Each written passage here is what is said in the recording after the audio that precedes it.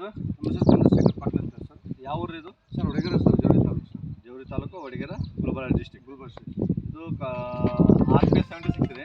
ನಿಮ್ಮ ಹತ್ತಿ ಬೆಳೆಗೆ ಯಾವ ಥರ ಯೂಸ್ ಮಾಡ್ರಿ ಹೇಳ್ರಿ ಸರ್. ನಾವು ಗೊಬ್ಬರಕ್ಕೆ ಬೀಜ ಉಪಚಾರ ಮಾಡಿದ್ವಿ ಸರ್, ಒಳ್ಳೆ ರಿಸಲ್ಟ್ ಐತಿ ಸರ್.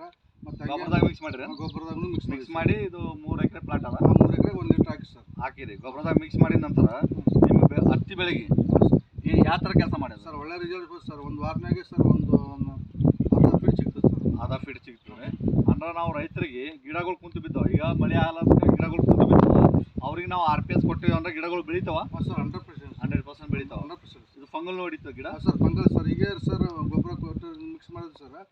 ಒಂದು ವಾರನಾಗ ಸರ್ ಒಂದು 2-3 ಫಂಗಲ್ ಎಕ್ಸ್ಟ್ರಾ ಆಗ್ಯಾವ ಸರ್. 2-3 ಸಾರಿ ಫಂಗಲ್ ಹೊಡೆದಾರ. 2-3 ಬ್ರಾಂಚಸ್ ಮಾಡ್ಯಾದ. ಗಿಡನೂ ಒಂದು ಗೇಣ್ ಸಿಗ್ತದೆ. ಒಂದು ಗೇಣ್ ಸಿಗ್ತದೆ.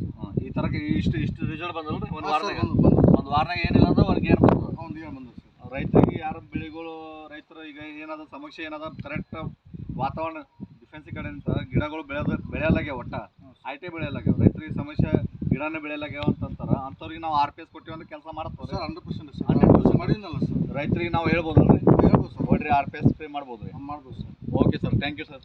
Thank you.